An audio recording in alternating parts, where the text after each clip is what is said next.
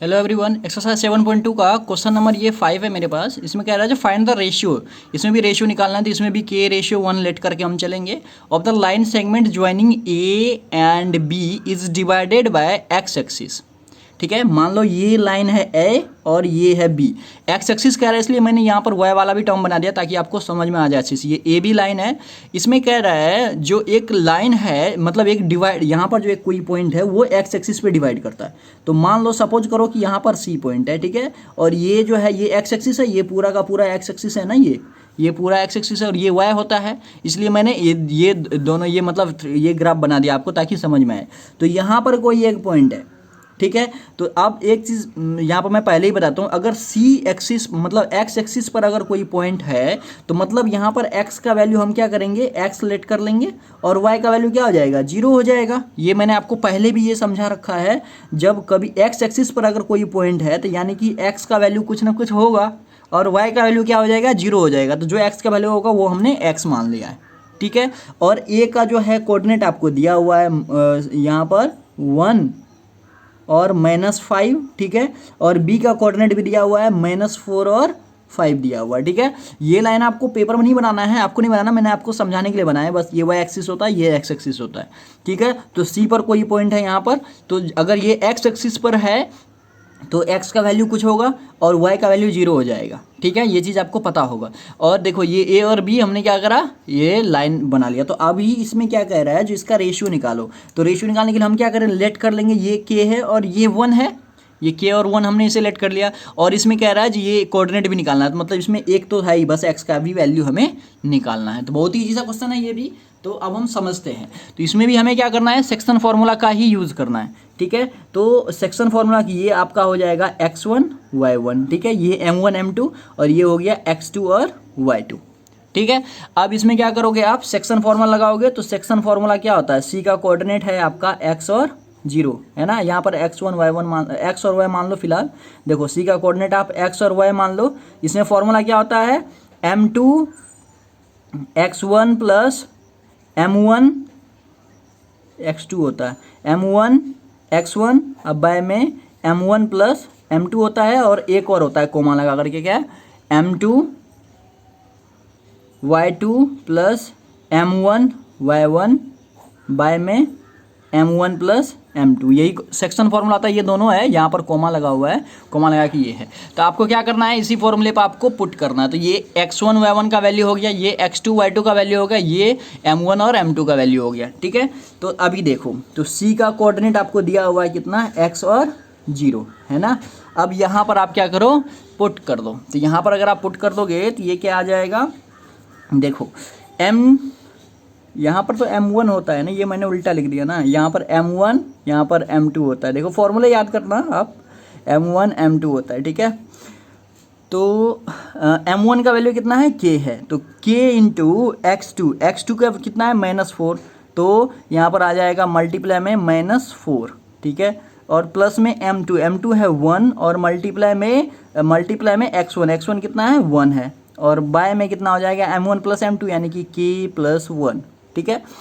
अब क्या है, अब क्या करेंगे, ये है m1, तो m1 है आपका k।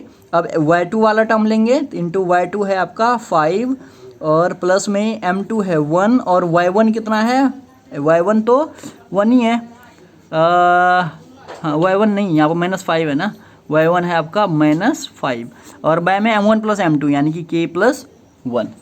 अब इसको सॉल्व कर लो, ये आ जाएगा -4k प्लस 1 बाय में k प्लस 1 कोमा 5k और ये आ जाएगा -5 बाय में k प्लस 1, ठीक है। अब इसे तो आगे सॉल्व कर नहीं सकते, यहाँ पर लिख दो, सी का कोऑर्डिनेट है आपका x और 0, ठीक है। अब देखो, अब आपको यहाँ से जो है दो कॉन्सेप्ट मिल रहा है, क्या क्या मिल रहा है, एक तो ये देखो, ये इसके इक्वल हो जाएगा और ये जो है वो इसके इक्वल हो जाएगा। तो आप ध्यान से देखो, अगर मैं इसके इक्वल इसको करूं, ठीक है, देखो पहले मैं इसको लिखता हूं। देखो ये जो है टर्म, ये 5k - 5 बाय में k प्लस 1 इक्वल टू 0 आ गया, ठीक है। और एक क्या आ जाएगा, -4k प्लस 1 बाय में k प्लस 1 इक्वल टू ये फर्स्ट वाला टर्म x। तो अगर मैं इस वाले टर्म से चलता हूँ तो इसमें x और k दो वेरिएबल है, इसमें तो किसी का वैल्यू आएगा ही नहीं। अगर मैं इस वाले टर्म को लेके चलूँगा तो हमारा k का वैल्यू आ जाएगा। अगर इसमें हमें k का वैल्यू आ जाएगा तो हम इसको इस पर पुट कर देंगे। इसको अगर हम इस पे पुट कर देंगे तो k का वैल्यू इसमें आ जाएगा तो x का भी वैल्यू आ जाएगा। तो आपका दोनों काम हो जाएगा इन्हीं दोनों से। तो मैं क्या करता हूँ, इन दोनों को लेके चलता हूँ। तो देखो इसके नीचे आप 1 कर दो, क्रॉस मल्टीप्लाई कर दो। क्रॉस मल्टीप्लाई करोगे तो ये वाला टर्म तो 0 ही आ जाएगा। तो बचेगा आपका 5k माइनस 5 इक्वल टू 0। इसको 1 से करोगे तो इतना ही रहेगा, इसको 0 से करोगे तो ये 0 हो जाएगा। तो 0 हो गया तो यहाँ से 5 के इक्वल कितना आ गया 5। इसको उधर शिफ्ट कर दिया तो 5 हो गया। तो यहाँ से k का वैल्यू आ गया 5/5, तो k का वैल्यू आ गया 1। ठीक है, अब k का वैल्यू 1 आ गया तो देखो इसका जो रेशियो है ये 1 आ गया। तो 1/1 k रेशियो 1 है ना, k/1 तो यहाँ पर 1 तो 1 रेशियो तो आपको आ गया। यहाँ यहीं से पता चल गया आपको रेशियो। देखो रेशियो आपको क्या निकालना था, m1/m2 निकालना था। तो m1 को k/1 माना था हमने और यहाँ पर 1 निकला है, k का वैल्यू 1 निकला। तो नीचे में 1 नहीं है तो यानी कि इसका जो रेशियो है वो क्या आया है 1/1।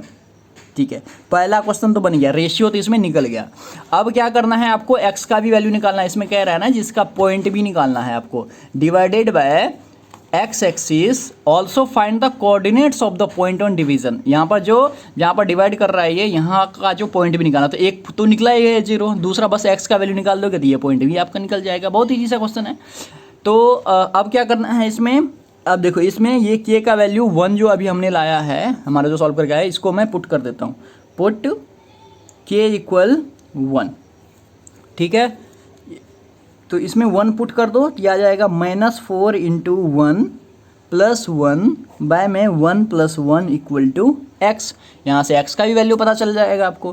तो आ जाएगा -4 + 1 बाय में 2 इक्वल टू x। तो -4 + 1 कितना हो गया, तो -4 + 1 आ जाएगा आपका -3/2 इक्वल टू x। तो आ गया ये भी आपका x का भी वैल्यू आ गया। तो यहाँ से जो c का कोऑर्डिनेट होगा वो कितना हो जाएगा, देखो c का जो ये कोऑर्डिनेट हो जाएगा आपका, देखो c का जो कोऑर्डिनेट होगा वो हो गया आपका x का वैल्यू -3/2 और दूसरा तो 0 है ही। तो ये c का कोऑर्डिनेट भी आ गया और यहाँ पर रेशियो भी आ गया। ठीक है, ये दोनों तो आपको निकालने थे इस क्वेश्चन में। तो बहुत ईजी से था। तो फिर मिलते हैं नेक्स्ट वीडियो में नेक्स्ट क्वेश्चन के साथ।